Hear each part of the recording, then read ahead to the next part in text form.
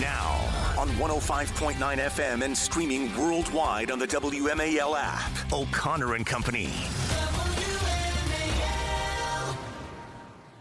So much going on here on O'Connor and Company. It's 8:07 a.m. on News Talk 105.9 WMAL. We are making sense of the news. I'm Andrew Langer, in for Larry O'Connor today, in for Larry this week, sitting alongside today and tomorrow, Julie Gunlock. Good morning, Julie. Good morning.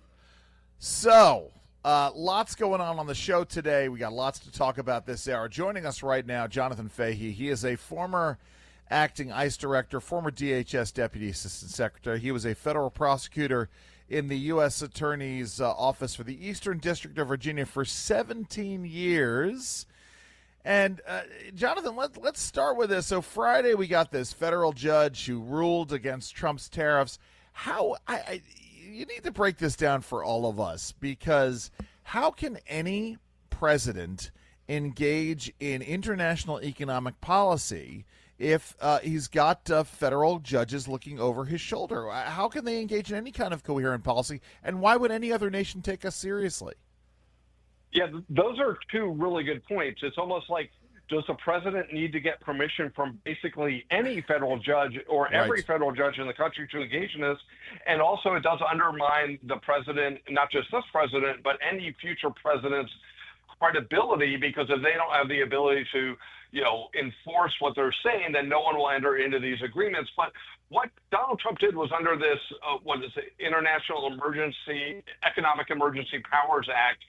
Basically, he invoked this, saying there was an economic emergency relating to trade, fentanyl overdose, and manufacturing. And the court basically said those were insufficient reasons for it to be an economic emergency. And the court also said, even under this act, the president isn't allowed to do anything with tariffs under the act. So the administration will appeal both.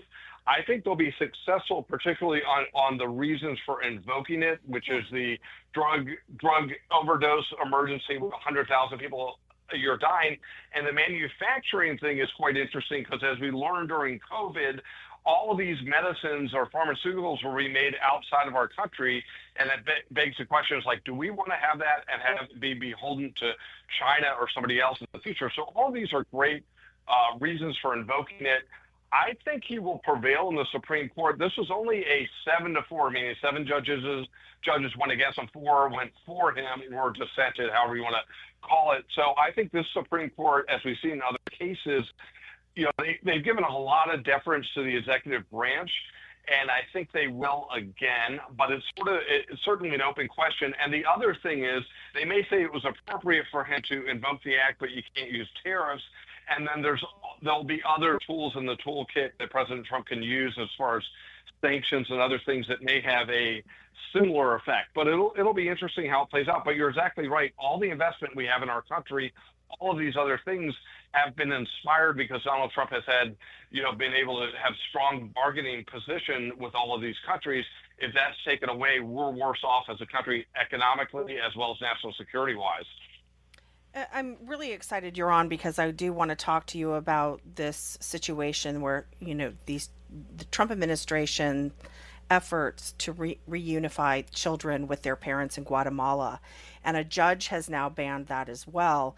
We know during the Biden-Harris administration, 320,000 children went missing, and this is obviously an effort to not only find those children, but put them back with their parents. Can you shed some light on this latest judge's ruling to stop that act? I mean, I don't really understand. It's so cruel to prevent these children being reunified with their parents. But what was the reasoning behind this judge's ruling?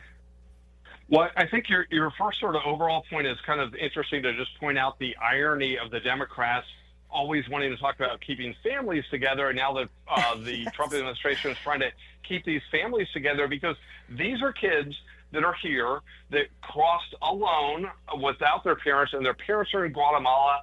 Parents want them back. Guatemala wants them back. So here's how this basically breaks down. The court is saying these children should go through the immigration, and I say children, they're 10 to 17 years old, so some are close to adults, should go through immigration court to be able to decide of an immigration judge if they should be sent back or placed with basically a foster home or just being detained by ORR. The Trump administration's position, which is a sound position, they are not being deported. They're being repatriated. Right. And repatriation means it's not against your will. So we know it's not against their will if their parents want it to happen. And also it can be in the best interest of the people being repatriated. So the children aren't of an age to consent one way or another. So if their parents want them back, they should be repatriated. So this is not a deportation. So that's basically how this breaks down in the law. If it's a repatriation, President Trump and the Trump administration prevail.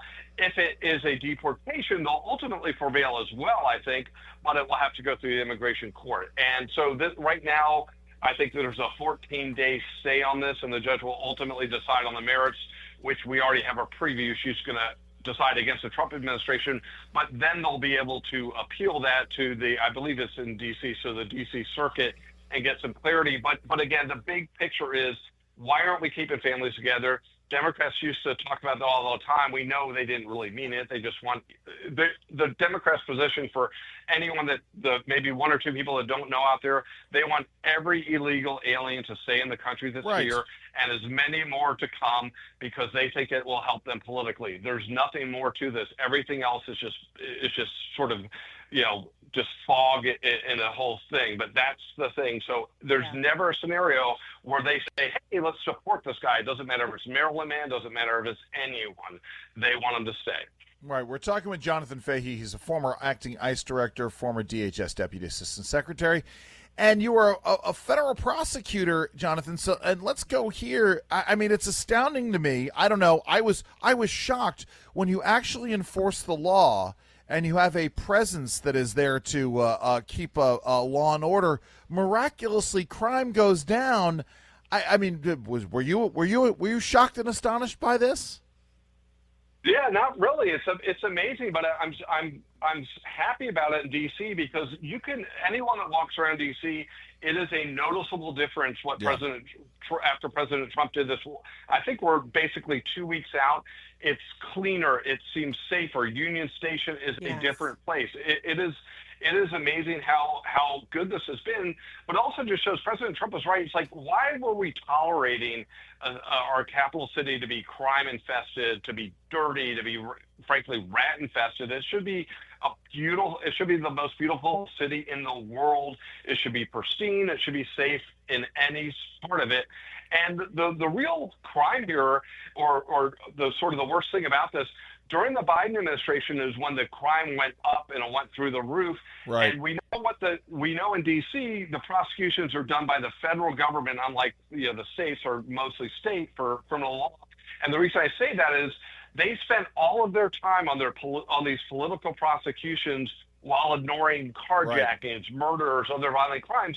So they let this get out of hand, and they let it, meaning they made a choice to let it get out of hand because they decided political prosecutions was better for them as a party than keeping the community safe. And it's a very cynical thing that they did, and the citizens of D.C. suffered because of it. Right. Well, Jonathan, listen, we have to leave it there. Thank you so very much for joining us today. Thank you very much. Take care. It was Jonathan Fahey, former federal prosecutor and senior Homeland Security official. We've got so much more to get to, but it's first it's 8:15 a.m.